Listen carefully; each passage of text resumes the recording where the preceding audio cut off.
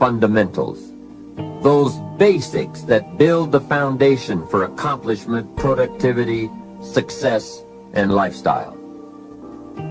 Fundamentals form the beginning, the basis, the reality from which everything else flows. And remember, there are no new fundamentals. Fundamentals are old, well established. Beware of someone who claims to have a new fundamental. That's like someone who claims to manufacture antiques. We would have to be suspicious, right? So fundamentals, basics, they are so very important to understand and consider and practice if you wish for the good life. And may I add here, make sure you don't go looking for the exotic answers to success. Success is a very basic process. It doesn't fall out of the sky. It doesn't have any mysteries, nor does it fall into the realm of the miraculous. Success is merely a natural result that comes from the consistent operation of the practical fundamentals. As someone wisely remarked, to be successful, you don't have to do extraordinary things. Just do ordinary things extraordinarily well. Mr. Schoaf, my teacher, gave me many great phrases I'll always remember. One of them was, there are always about a half dozen things that make 80% of the difference. What a key thought, a half dozen things. Whether we are working on our health, wealth, personal goals, or professional enterprise, the difference between our ultimate success or inevitable failure lies in the degree to which we are willing to seek out, study, and to go to work on those half dozen things. For a farmer to reap a plentiful harvest in the fall, for example, the major basics are fairly obvious. Soil, seed, water, sunshine, nourishment, and care. Each fundamental being equally in need of study and attention, for together they bring about the best chance for a successful harvest. A good question to ask before undertaking any project or setting any new objective, then, is what are the most important half dozen things that will make the major difference in how it works out?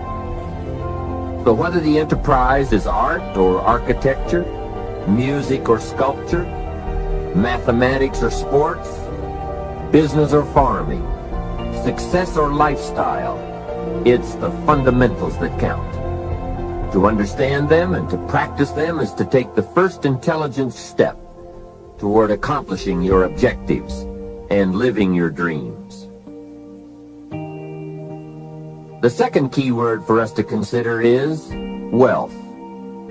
Wealth is a word that brings about a wide variety of mental images, and that is part of my purpose in these cassettes, to provoke that wide variety of mental images, for that is where the dreams are, that is where the inspiration comes from, and that is where true incentive is born. The mystery and mixture of mental image, the stuff and the staff of life. Its right use, its constant use is the way to a life unique and a life abundant. Now, to one, wealth means having enough financial substance to be able to do whatever you wish to do with your life. To another, it may mean freedom from debt, freedom from the constant claim of obligation. To yet another, it means opportunity. And to many, wealth means $1 million. That's a unique word, millionaire. It rings of success, freedom, power, influence, pleasure, possibility, benevolence, and excitement. Not a bad mental image. Now we could talk of the wealth of experience, the wealth of friends, the wealth of love, the wealth of family, the wealth of culture. Wealth of many kinds. However, in this program, we are more specifically going to talk about wealth in the sense of financial freedom. wealth that comes from the conversion of effort and enterprise into currency and equity. For each of us, the amount of money required to be wealthy will differ. But the dream for all of us, I'm sure, is the same. Freedom from financial pressure. More freedom of choice, freedom to enjoy, and the opportunity to create and to share. Wealth, the possession of great financial resources that improves the quality of your life and gives you added dignity and expanded lifestyle. So decide for yourself what wealth means to you. Latch on to your own mental image of wealth, and let's see if the ideas I'm about to bring to you will make sense, and perhaps provide you with the inspiration to put the plan into high action, so that as the days pass, you will discover a growing sense of freedom and dignity, self-worth, substance, and lifestyle. The next key word is happiness, the universal quest. Happiness is a joy that most often comes as a result of positive activity. Like wealth, it too has a wide variety of meanings and interpretations. Happiness is both the joy of discovery and the joy of knowing. It is a result of an awareness of the full range of life, the color, the sound, the harmony. And it is the joy that comes from designing a life and practicing the fine art of living well. Happiness is being able to explore the offerings of life by perception, response, and enjoyment. Happiness is both receiving and sharing, reaping and bestowing. It is being able to feast on harmony as well as food, on ideas as well as bread. Happiness is the deliberate act to create a wider world of experience and awareness. Happiness is having a handle on disappointment. It is being in control of both emotion and circumstance. Happiness is freedom from the negative children of fear, such as worry, low self-esteem, envy, greed, anger, resentment, and so on. Happiness is an awareness and a grasp of the positive power of life and loving values. It is an order of thought, activity, and lifestyle. Happiness is values in balance. It is contact with people of substance. Happiness is contentment with the tasks of your life. It is thought inspired by, organized with, and rooted in your personal philosophy.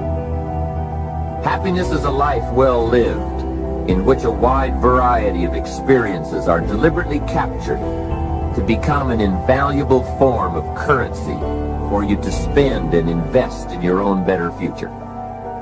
Happiness is activity with purpose. It's love in practice. Happiness is both a grasp of the obvious as well as an awe of the mysterious. But for most people around us, happiness seems to be either something left behind or something yet to be discovered. Like all the good things in life, happiness is elusive by nature, but not impossible to capture. A major key for bringing joy into our lives lies in the next word we shall briefly examine: discipline. If there is a magic word that stands out above all the rest, this is the one: discipline. And in this program, you'll discover how positive this word is. Discipline is the bridge between thought and accomplishment, the bridge between inspiration and value achievement, the bridge between necessity and productivity. Remember, all good things are upstream. The passing of time takes us a-drifting, and drifting only brings us the negative, the disastrous, the disappointment, and the failure. Failure is not a cataclysmic event. It is not generally the result of one major incident, but rather a long list of accumulated little failings. Failing in life is failing to think today, failing to act today, failing to care, to strive, to climb, to learn, to keep trying, day by day.